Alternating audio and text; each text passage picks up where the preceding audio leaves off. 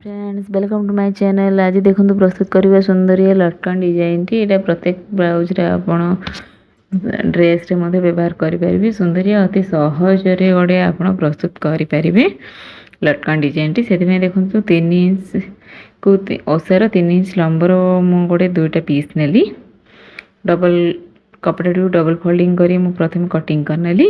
गोटे लटकन पई मु देखौची सेटा को देखो कपड़ा दुई फोल्डिंग सेटा को केमती मु कटिंग कर देखु। आप चाहिए सिंगल रे मध्य कटिंग करेंगे। जदि डबल रे कटिंग करेंगे अति सहज आमर फिनिशिंग भाव में आसो। कहीं कपड़ा टी छोट हम आम कटिंग टी सहज हम सुंदर भाव में भी कटिंग हम। से देखो कपड़ा को 4 फोल्डिंग करदेली किपरि कले आप देखिपुर वीडियो रे ताको एमती मार्किंग करी मु कटिंग कला पर दुईटी पीस मोर बाहरला। से मुझे गोटे गोल्डन कलर सूता बैंडल आपड़ जेकोसी डिजाइन रदि करने चाहते से कलर नहीं पारे। ताको देखो सेंटर रू गोटे कटिंग देदेवे। संपूर्ण सूता बैंडल कटिंग करने ब्लेड मध्यम कैंची मध्य हेनी ब्लेड मध्यम आप काटी पारे। तापर देखो पूरा संपूर्ण सूता बैंडल को दुई भाग में बाहर करदेली। गोटे सूता बैंडल आम दुईटी लटकन हो देखुं यही भाव में आप रखिबेनी रखिले आमर हेनी देखिपुर। भीतर पटे आम मु सूता टी रखिली रखिकी तले गोटे कपड़ा सेंटर रे मोर रहिला सूता पुणी ऊपर पुणी आउथरे गोटे कपड़ा जो लटकन डिजाइन काटली। आपन जदि सिलाई करें भावुं ठीक मेजरमेंट रे एमती राउंड भाव में सिलाई हो पारनी से आपन कौन करेंगे मार्किंग करने कपड़ाटी ऊपर ताहले अति सहज भाव में आप सुंदर भाव में करेंगे। देखिए जपरी मुझे आपको देखा मार्किंग करनेली। मार्किंग कलापर ठीक से मु डबल सिलाई करनेली करी देखो ये भाव में कपड़ा को उल्टे दबा।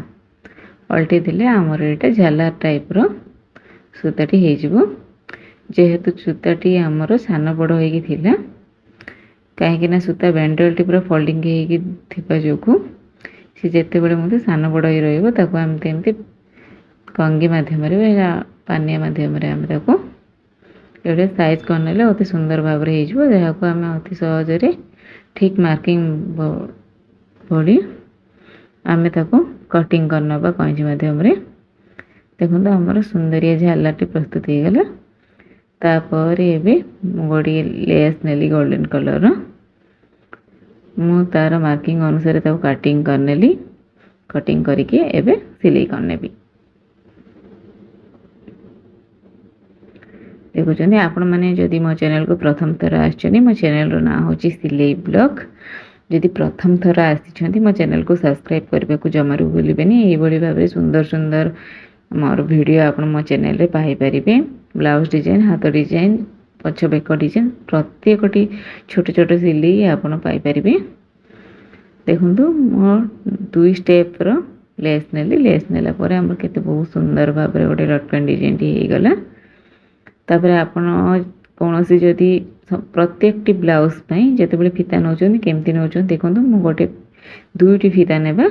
गोटे माप नहीं 15 गोटे माप नहीं 20 जिते बेले गोटे सान बड़ नेबे जहाँद्वारा आम पछपटे जो फरफास डिजाइन टी सुंदर हम आउ लटकन टी ऊपर तल ही कहीं जब आम गोटे मेजरमेंट नहीं जी लटकन उपर लटकन टी ही लदी रही पछ साइड से जना पड़े आमर दुईटी लटकन अच्छी से आपन कौन करेंगे गोटे छोट ने गोटे बड़ ने देखिले। तापर ये भाव में मुझे वीडियो जमती देखिली से मार्किंग करके आम सिलाई करनबा।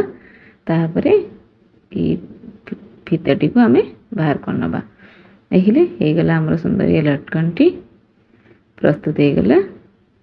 मु संपूर्ण आपको देखौछि एमती किसी एडिटिंग करके देखेनी जे आपण माने से मुझे देखौछि जेते बेले आम देखंतु कपड़ा टी आम जो थिला ता फोल्डिंग करबा सेते बेले आमर पुणी सूताटी जो झालर करछि सेठी खराब हो जाए आम पानिया माध्यम पुणी साइज करने आमर सुंदरिया लटकन टी प्रस्तुत हो।